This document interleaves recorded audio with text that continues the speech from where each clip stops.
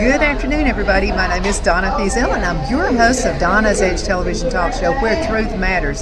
Thank you so much for watching every day, Monday through Friday, beginning at 2 p.m. on the Eastern Time Zone as I get to ride home with you in the afternoon. It's always such a fun ride.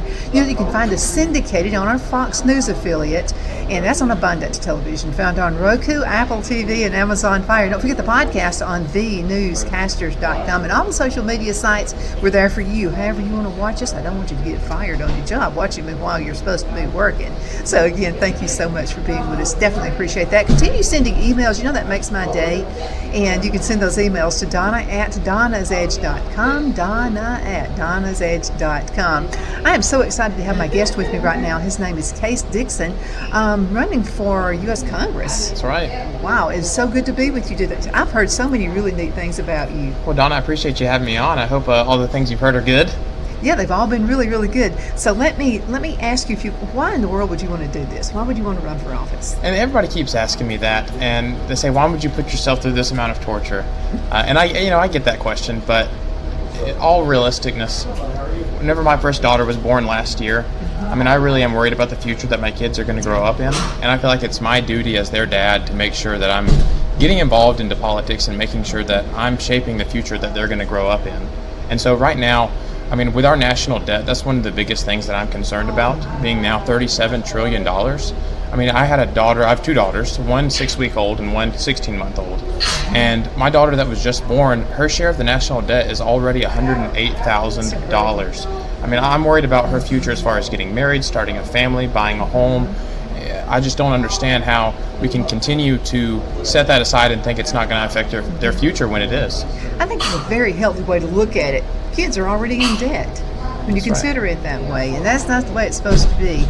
Okay, so let's dig just a little bit more about that, because a lot of us are seeing through President Trump right now some things that are happening, and we're all proud to see it because we have seen the waste. As hardworking Americans who pay taxes all the time, and it's disheartening to see money spent on wasted projects. So what are your thoughts about that? 100%. I totally agree. And we saw with Doge, we saw a lot of great things coming out of there with the findings of $170 billion in waste, fraud, and abuse. But I think that the lack of Congress's willingness to act, we've just seen the $9 billion rescission package that just came through. That doesn't even come close to the $170 billion that they found. But then on top of that, with the recent passage of the Big Beautiful Bill, which there was a lot of things in that bill that I like and I think that are very good, I think that we see that Congress is still not willing to cut back on some of the spending that it's affecting the future generations. Oh, absolutely. And now let me ask you this question, and a lot of this has to do with term limits. Okay, folks get in office and stay in it forever. They got the old ways, they got the good old boy network going, and I'm saying that on Republicans and Democrats right there, all the same. Right. What are your thoughts about term limits? I think term limits are good enough for the president. They should be good enough for Congress. I think that any time that you have people that stay in power indefinitely, it leads to bigger government. I think that's just inherent. That's the way it's going to work out.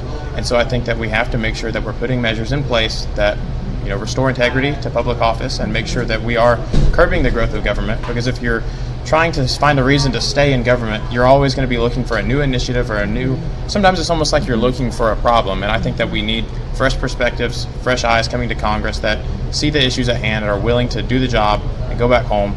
I think that's the crux of what this country was founded on, was citizen leadership.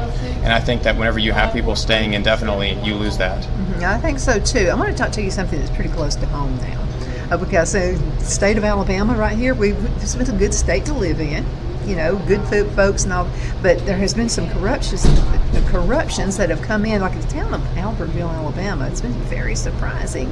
So there was a huge arrest with folks who were illegal working at a restaurant. Right. And it just goes on, and we saw that influx happening, and Albertville's not quite the same as it used to be, but I'm seeing that happen through towns and cities all across Alabama. What's your thoughts on that?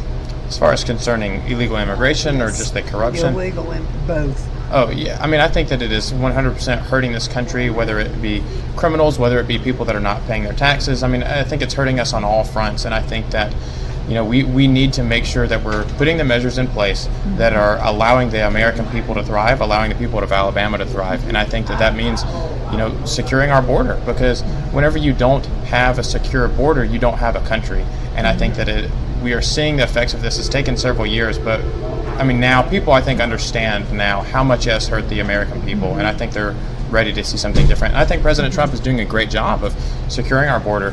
I mean, you saw without the passage of the big, beautiful bill, border crossings were next to zero, and that was without spending a new dime and without passing any legislation. So, I'm really looking forward to see how secure and how great our country can become with him in charge. Well, I think the previous administration was way over $1 billion, I think, for folks who are coming in. I think with President Trump, since he's been only 7, it's just no comparison. Right, not even close.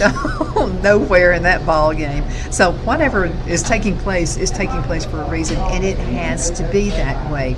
So speaking of Americans thriving, okay, I love tech jobs. So my dad was a machinist, did different things, and we weren't millionaires growing up, but I always got to wear new clothes. We had meat on every meal. We weren't in debt. I mean, he had the house paid off in no time. We had all kinds of little extra things, college money sitting there for us, ready to go. What are your thoughts on tech jobs? Less debt, no college debt? As far as, is it the future? 100%. I think that we have to, and that comes into play with a lot, I think, with some of these tariffs. I think that some of these jobs that we are vying for, I think that we need to make sure that we're moving in the right direction and appreciating the new jobs that are coming in and taking the jobs of old. Some jobs that, there's certain things that America, unfortunately, can't compete with compared to other countries whenever they're subsidizing labor and things like that. And so I think that we have to make sure that we are using our competitive advantage in our favor and pushing for the jobs that Americans do have an inherent advantage in, and make sure that that is our number one priority for improving the lives of young people and making sure that they're going into those fields. Oh, absolutely. So many programs that are available, and the word is just not out there yet, and that's what I'm doing. I'm trying to get that word out. But I wanted to mention this. Okay, my dad was also a welder. Do you know that welders, I know you've done research on this one, you already know, but we're telling everybody else out there, let's educate everybody. A welder can go to a tech college and have no college debt whatsoever and start earning 6 figures the first year with no experience. Right. Plumbers are the fastest growing millionaires in the United States. Oh, I believe it. Myself, I have a background in physical therapy, but I'm a physical therapist assistant. And so that's a 2-year degree I got from Jefferson State Community College. Similar type of field. I think that young people need to realize, college is great, but it is not the end-all be-all, and I think a lot of people have been conditioned growing up to think that, you graduate high school and you go to college. You graduate high school, you go to college, whether or not they have a plan. And I think that's hurt a lot of our young people today. I think that we need to make sure that we are letting them know that there is other options. There are things that you can do to go directly into a career field that's making good money, so you can start a family and start living life in a way that's not just education for the rest of your life. And think about it this way, and I know this is the neat thing about being 66 years old. Okay, there are companies who will pay for your college and reimburse you. Now, they're going to ask you to do a few things. You're going to have to promise you'll be with them a couple of years, keep a grade point average up, and that kind of things. A lot of folks won't ask. You can go to your boss and say, look, I want to be more educated at what I do in welding. I promise you, they'll look into that. What can they say? No. Yeah, right. 100%. I think we have to let young people know that you have to think about these things critically, and there's options. That's the main thing, is there's options. It's not just you can't get tunnel vision moving forward with a career. No, absolutely not. And with AI coming up, there are jobs that are just going to be busting through that all you'll have to have is, you don't have to have the college degree for it. But there's the thing called dual enrollment. I'd love to see that out there. There are kids who walk across the stage, and they're walking across the stage with their high school diploma with a 2-year college degree. That's right. Dual enrollment does it all. So what would be a good plan to put in place so we can get that word out there? Because, we don't want the jobs going somewhere else. We want them to stay here. 100%. And I think it just comes back to education. I think that more people have to be made aware of that, like what we're doing right now with this interview. I think the more you talk about it, the more people are going to know about it. And so that's what we have to continue to push for. Absolutely. We're going to go into a commercial break. Can you believe half the show already is almost over? But let's talk a little bit about your background, then we'll go into a break. Sure. What would you like the folks to know about you? So like I said, I currently work in home health physical therapy. I've been in the healthcare industry for about 7 years now. I started working as a tech at a therapy clinic when I was 18 years old, and then started going to school. And so I think that has really prepared me. We have a lot of attorneys in Congress, and there's nothing wrong with that, but I think that we need a Congress that really looks like America. and that's not the only job that's out there. And so someone once said, this is not my words, but they said that an attorney is trained to take a position and then find the facts to support that position. Heard that one too. And I think with a background in healthcare or in the sciences, you're trained to survey the facts and then come to a conclusion based off of that. And I think that whenever we have a more diverse Congress, people with different perspectives, I think we do get more unique perspectives in Congress that lead to a better, more represented America. And so that's what I want to bring. We could have used that when COVID hit. That's right. A lot of folks with medical backgrounds. Let's go into a commercial break. We're going to return in just a few minutes. Queen City Used Car Sales has been serving drivers in the Northeast Alabama area for years with a quality selection of late model used cars, SUVs, and pickup trucks. On top of our extensive selection and competitive prices, we offer professional auto financing services for used car buyers of all credit levels. Whether you've just begun your search or you're ready to secure your next vehicle, at Twin City Used Car Sales, you will drive away with the vehicle of your dreams. The sales and finance staff at Twin City Used Car Sales looks forward to serving you, and you can apply for financing online before your visit to our used dealership in Gadsden, Alabama. Check us out on the web at twincityusedcars.com or go by our location at 901 First Avenue, Gadsden, Alabama. We sincerely look forward to serving you.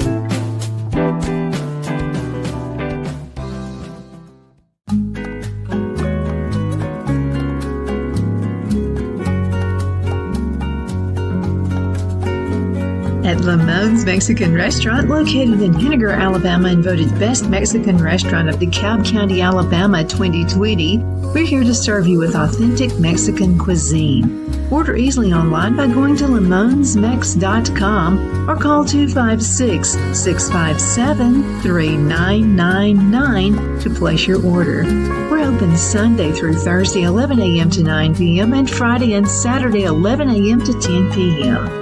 Whether you're celebrating a cozy date night for two or a celebration for a crowd, at Lamone's you'll love our atmosphere and friendly servers. Thank you for dining with Lamone's Mexican Restaurant.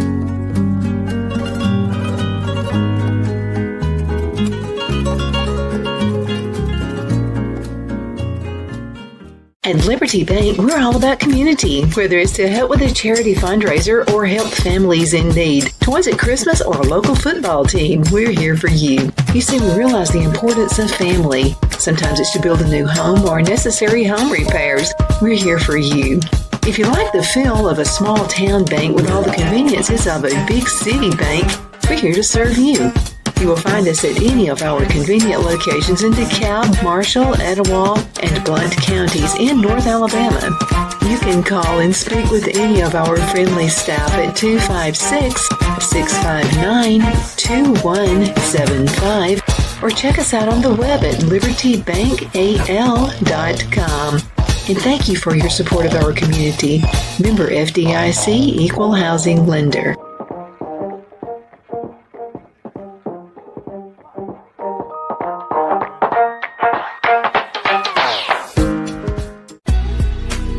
Designs offers a line of handmade memorial, wedding, and keepsake jewelry that launched back in 1970. I'm a self-trained jewelry designer, and I will work closely with you to create unique designs you can love and treasure for years to come. Whether that be flowers that were used in a funeral arrangement or stones you found on the beach at a memorable trip, call me at 256-659-4319, and let's think of the possibilities. Are you ready? We all wonder what tomorrow will bring, but the future lays itself at the feet of the prepared and surrenders to the will of the persistent. It's not easy, but today shapes you so you can shape tomorrow. With Northeast Alabama Community College, when the future asks if you're ready, you can answer yes. Begin your future at Northeast Alabama Community College. Because of your overwhelming support, our 1488 MyPillow has been one of the biggest sales in MyPillow history. I couldn't think of a better way to say thank you than to extend our wholesale pricing through Christmas. Get a classic standard MyPillow for only $14.88. Upgrade to a queen size, just $18.88. King size, only $1 more. Get my body pillows for only $29.88. And ready? Multi-use My Pillows, only $9.88. It's perfect time to stock up for Christmas gifts for everyone on your list. Go to mypillow.com or call the number on your screen. Use your promo code to take advantage of our wholesale pricing, including my classic standard My Pillows, only $14.88. But that's not all. I'm so confident you're going to love our classic My Pillows that I'm going to extend my 60-day money-back guarantee until March 1st, 2025. Plus, orders over $75 ship absolutely free. Good afternoon, we're back. My name is Donna, and I am your host of Donna's Edge television talk show, where truth definitely matters. You know, you can find us on television, Abundant Television, found on Roku, Apple TV, and Amazon Fire. And don't forget the podcast on thenewscasters.com, facebook.com/DFeasel. I think I was probably, this is how old I am, I think I was probably the very first person who had a Facebook page. Well, it wasn't me, no, somebody else. But anyway, I've been there a long time, so you can find me that way. And continue sending emails. You're not bothering me. Several folks have sent emails. I don't mean to bother you, but I would wonder if you would do a show pertaining to whatever. You're not bothering me at all. Continue sending those emails. Now, it could take me a day to get back to you, but I promise you I will. Donna@donnasedge.com. That's Donna@donnasedge.com. Okay, so we have this young gentleman right here who's running. Now, anybody younger than me is a young gentleman. So if you're 55 years old, you're a young gentleman to me, okay? So he's running for office. Case Dixon is with me right now. We've been talking about some of the things this country needs.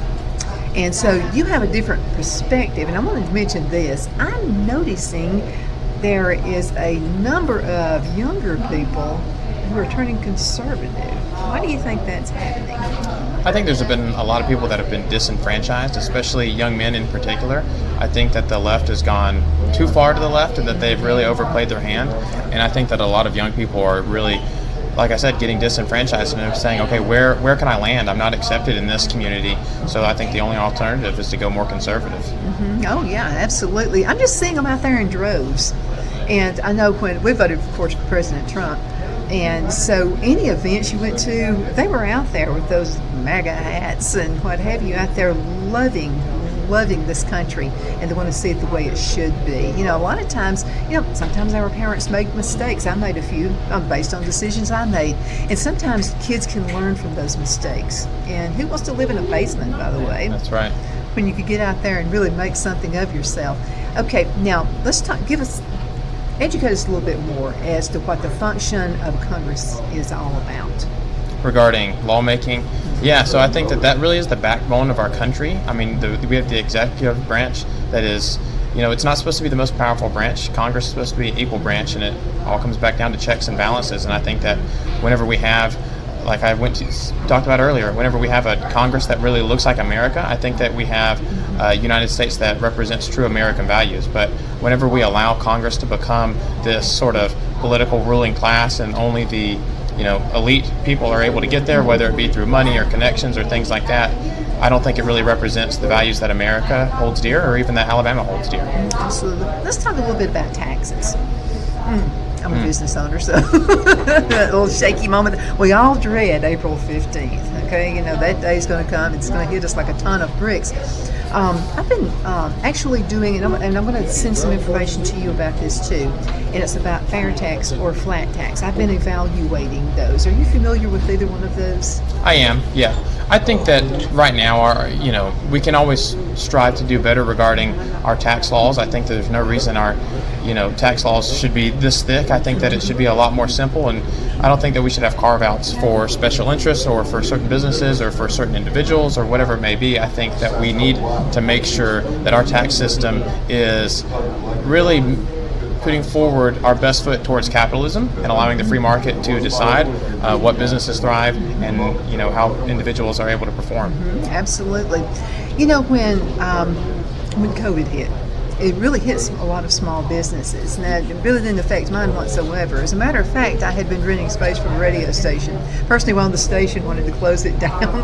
And so she said, work out of your home. You can get a spare bedroom. And I said, I don't think I could do that. I've got to physically go somewhere. I've been doing this for years. Right. And I actually like it, and I get to travel and bring my little gizmos, what have you, out, for myself. But a lot of small businesses felt like they were being picked on because, let's say your dress shop, the Susie's dress shop, she had to close her business. However, Walmart was able to stay open and sell clothes. Right. And I think that a lot of business owners, a lot of people are seeing that, and they're seeing a government that really picks and chooses favorites and picks winners and losers. And I think that's not what liberty is about. That's not what the free market is about. And I think that whenever we continue to allow those things to go on, I think that we really lose what this country was founded on, which was true freedom, true liberty, and self-accountability. People able to determine whether or not they're successful. And I think that whenever we have the government picking winners and losers, that really takes away from the foundation of this country. Absolutely. And let's talk a little bit more about that, because we're in a time right now where people don't want to work.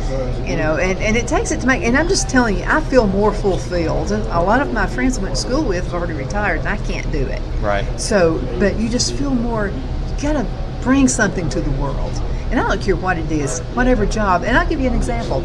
So my husband's brother, Larry, owns some businesses and sold them and retired.